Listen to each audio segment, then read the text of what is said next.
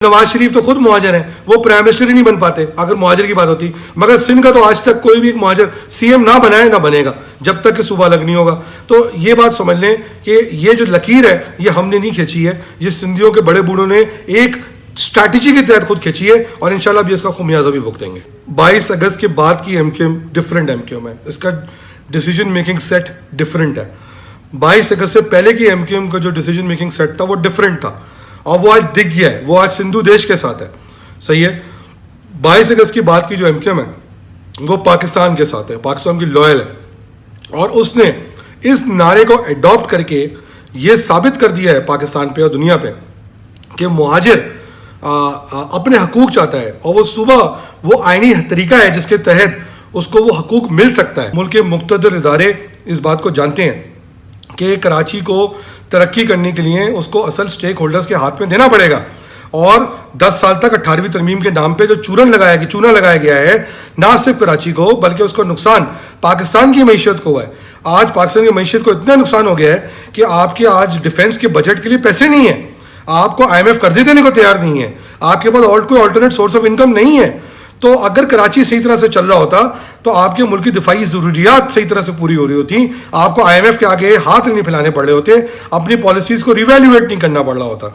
ये बिल्कुल मिसाल वही है कि खेत लगे हुए होते हैं और ये कड़क चाय पी रहे होते हैं बैठ के। तो हमने तो नहीं रोका ना इनको, ये हमारा कसूर तो नहीं है। सिंध बंजर है, सिंध इनकी वजह से बंजर है और हमारी किस्मत भी इनकी वजह से बंजर हो गई है जिसकी वजह से हम निकलना चाह रहे हैं। हमारे बुजुर्गों ने समझ लिया इस बात को, 2-4 अच्छे सिंधी जो थे उनको देख के हमने पूरी कौम को एक ब्लैंक चेक दिया हुआ था, अब वो टाइम गुजर चुका है। और दूसरी बात, सबसे इंपॉर्टेंट बात ये बात सिंधी या महाजर की नहीं है, बात वडेरा निज़ाम मरसद महाजर की है। और मुझे एक बात बताएं कि अगर मैं अपने आप को अगर चले मान लेते हैं कि सिंधी क्या भी लेता तो क्या कराची के अंदर काम अच्छा हो जाता? मेरे अजदाद ने मुल्क के लिए कुर्बानियाँ इसलिए दी थी कि वो पाकिस्तान के लिए कुर्बानियाँ दे रहे थे, वो एक इस्लामी रियासत के लिए कुर्बानियाँ दे रहे थे। उनको किसी ने ये नहीं कहा था कि आप एक ऐसी रियासत के लिए कुर्बानियाँ दे रहे हैं जहाँ पर आपको जाके सिंध को धरती माँ कहना होगा या पंजाब को धरती माँ कहना होगा। मैंने पाकिस्तान के लिए मेरे माँ बाप ने कुर्बानियाँ दी और वो पाकिस्तान आए, इसलिए नहीं कि उनको सिंध को धरती माँ समझना था। जब वो आए तो एक पैक्ट के थ्रू आए और वो पैक्ट जिसको लियाकत नेहरू पैक्ट कहा जाता है, जिसके अंदर ये बात कह दी गई कि 70% जिंद की ज़मीन जो मतरूका अमलाक है वो उनको मिलेगी जो हिंदुस्तान से हिजरत करके आए। और आप जानते हैं, मुझे इस बात को छुपाने की कोई कतन ज़रूरत नहीं है कि जो मतरूका अमलाक की ज़मीनें बाकी इलाकों में दे दी गई वो सिंध के अंदर नहीं दी गई। और दूसरा मसला ये है कि वो कब्ज़ा कर ली गई, हमें वहाँ से निकाल दिया गया जो भी मिली। बिल्कुल हमें कुछ बड़े वडेरों ने वेलकम किया, उसमें शायद राजदी साहब थे, पीर इलाही बख्श सुमरा साहब, तो जिन्होंने हमें वेलकम किया, हम उनको सलाम करते हैं, हम उनको सलाम करते हैं। और जब वो सिंध में सेटल हुए तो सिर्फ सिंध में नहीं सेटल हुए थे, लाखों मुहाजिर पंजाब में भी सेटल हुआ, KPK में भी सेटल हुआ, बलूचिस्तान में सेटल हुआ। और आपको मैं इतला दे दूं कि सारे सूबों के अंदर मतरूका का अमलाक आइडेंटिफाई किया गया, सिर्फ सिंध एक वाहिद इलाका है जहाँ पर महाजरों के साथ 90% मतरूका इलाके की ज़मीन के ऊपर रहजनी की गई। जो ज़्यादतियाँ सिंध में मुहाजरों के साथ हुई, मुहाजिर मजबूर हो गया अपने आप को मुहाजिर क्लासिफाई करने के लिए। दूसरी बात, ये शिकवा हमसे ना करें कि हमने अपने आप को सिंध में महाजिर क्यों कहा।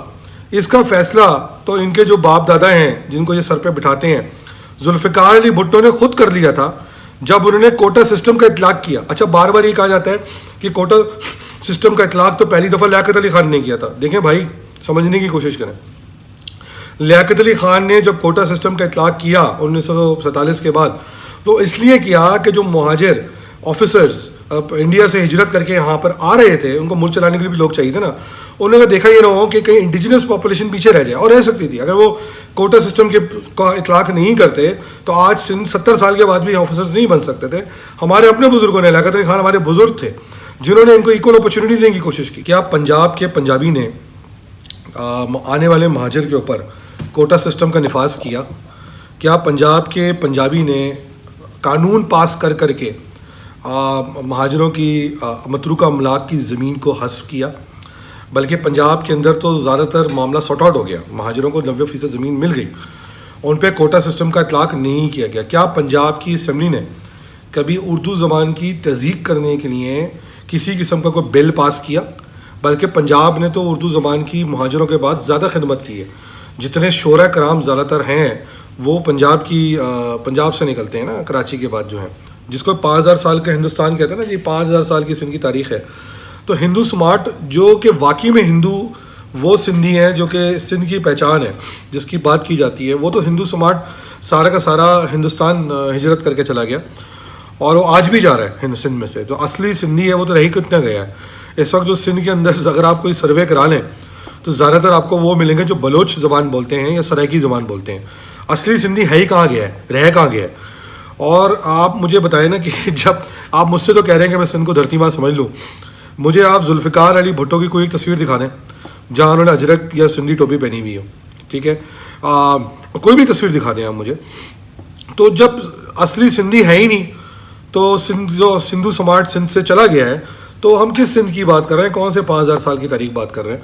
हमारा कल्चर इतना सुपीरियर था कि हमारी जो मादरी ज़बान है वो पाकिस्तान की यकसानियत की जिम्मा है।